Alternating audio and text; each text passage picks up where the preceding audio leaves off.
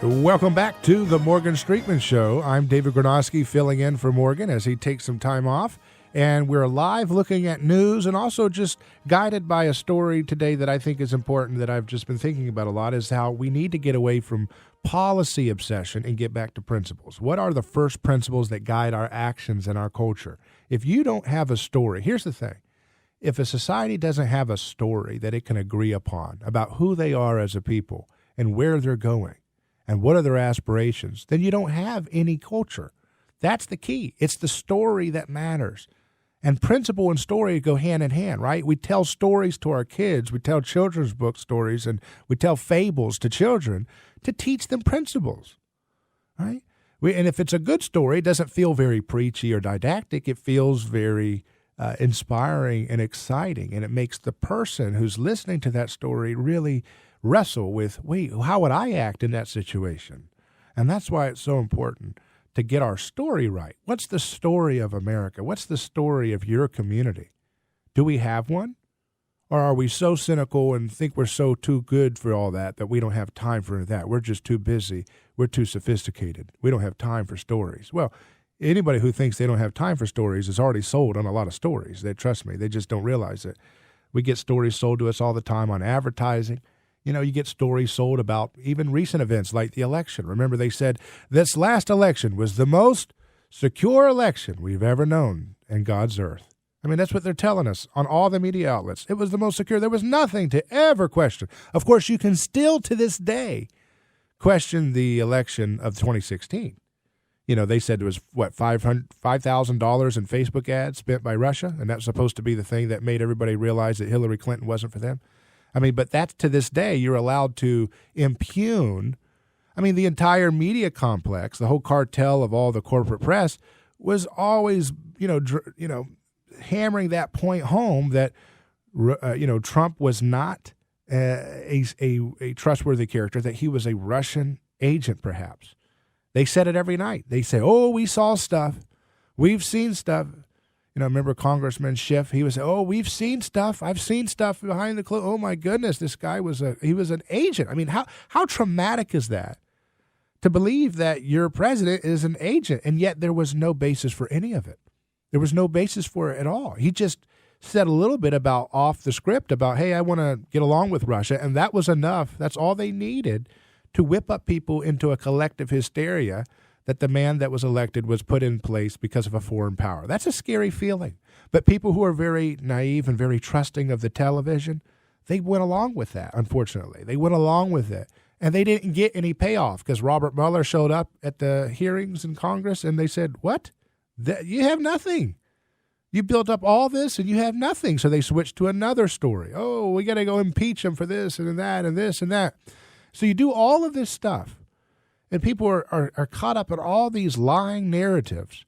And then after the election, and there's some weird stuff that happened where all, the key swing states all shut down their voting at the same time. That's weird. That's never happened before.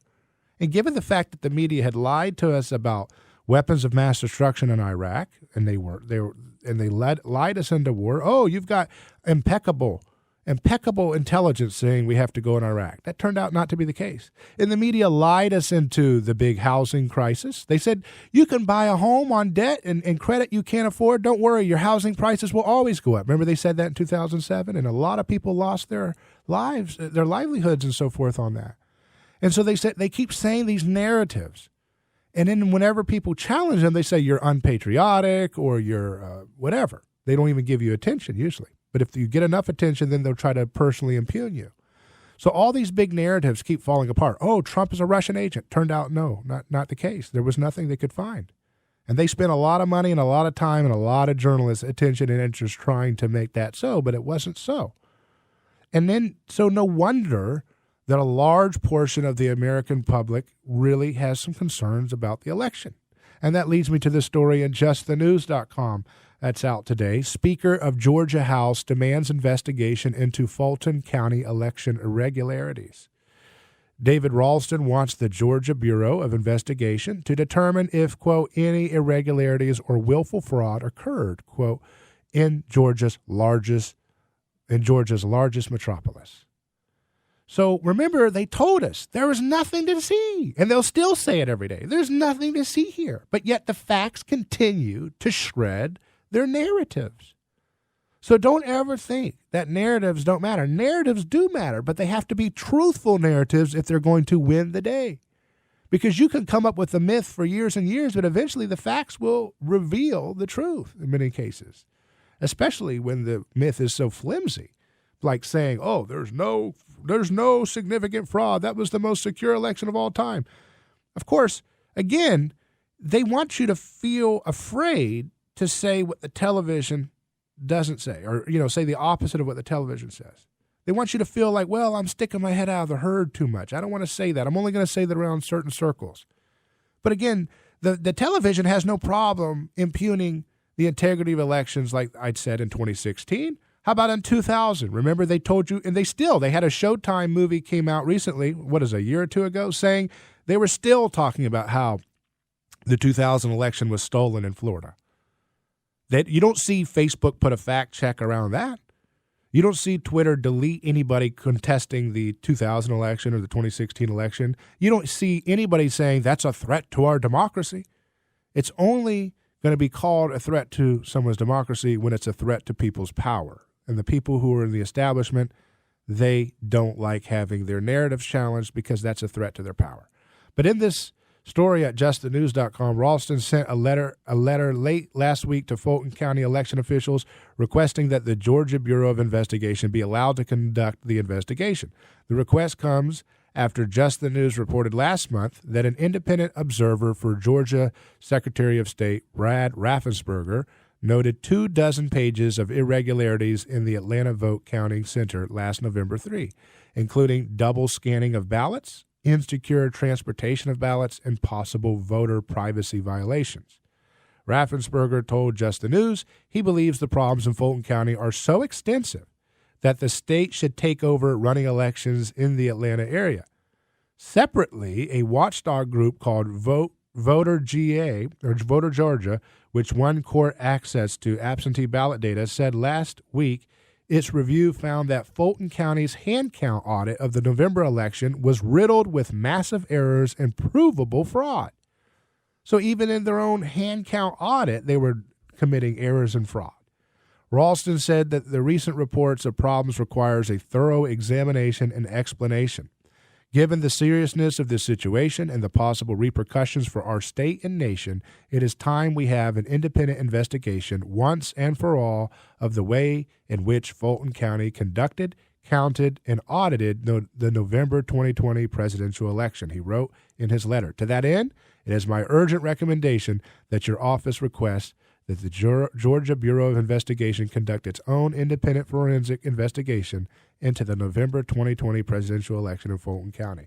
Now, remember, that same Brad Raffensperger was saying there was nothing to see. And remember, it was that call that Trump had made there that has become the basis for one of the many, many criminal investigations that Trump has ongoing for him. So you see, when you protest too much, it's usually a red flag that there may be something you don't want people to look at. Now, I don't know what the full extent of the fraud is. This is not a story that I have done deep dives into myself. I've been focused on things that I can affect in my life and my listeners' lives, and that includes things like focusing on health and practical things, staying out of debt, making sure your education options are the best for your kids, correcting things in your diet, getting vegetable oils out of your diet, because there's a lot of problems there. We could get into that maybe in another time. But this is an issue I haven't looked at in depth, but I have always been sympathetic to folks who've been censored merely for raising legitimate questions. And now the facts continue to come out, and it's a little too late in some ways, but here they are. The facts are coming out. Even the folks who were trying to quell discussions about the Georgia election integrity, people like Brad Raffensperger, now are having to get along with reality. Reality's catching up, and they have to catch up to reality, to get on board before they get more scrutiny leveled their way. But that's happening in Arizona. It's happening in Georgia. And there's an interest in Pennsylvania to do a similar count. And we've seen clips from Democrats, including Kamala Harris and Senator Mark Warner from Virginia and many others saying, hey, we are concerned about election integrity. We're concerned with the ability for hackers to get into these election machines remotely. That was really mainstream talking points that the Democrats would raise. They raised it after Trump was elected. You see, that's when it was okay. The hive mind press, the herd mentality of the time. It was fashionable and cool. It was allowed by the establishment to raise legitimate concerns about election irregularities and voter, hacking of machines. But that was when the villain, their designated villain, Trump, was just elected. But now that their company man, so to speak, their guy, Biden, is elected, now that's forbidden. Now that will get you banned off of YouTube and Facebook and Twitter. Now, if you criticize Iran, if you criticize China, if you can get really, really in trouble by these outlets. But if you challenge Biden, my goodness, they cannot stand to have any real leveled criticism of Biden's both his integrity of the election or his policies. And that's why, again, we got to this point because we don't have a respect for principles. And that's what I call skin in the game. Skin in the game is when you are responsible for the actions and the choices that you make. The opposite of skin in the game is, again, what we see in government and politics today. You look at folks like the governor, Cuomo, sending people into nursing homes who had COVID. Does he have skin in the game for that? No, he doesn't, right? He gets shielded because of his power of being in charge of the government. But when you have skin in the game, when people are responsible for the choices that they make, you get better outcomes. You get better results for everybody. When you shield people from skin in the game, when people look at Nancy Pelosi getting her hair done in the midst of everybody else was shut down, you look at the Gavin Newsom going to dinner with his friends at rich, fancy restaurants while everybody else had to sit at home like dogs. That's not skin in the game. That's elitism. That's chaos. And that can't sustain. So we have to go back to the basics, use this crazy moment to readjust, learn the principles that made our country great, and then enact them for future generations. Back in just a moment on The Morgan Streetman Show. Thank you for listening to The Morgan Streetman Show.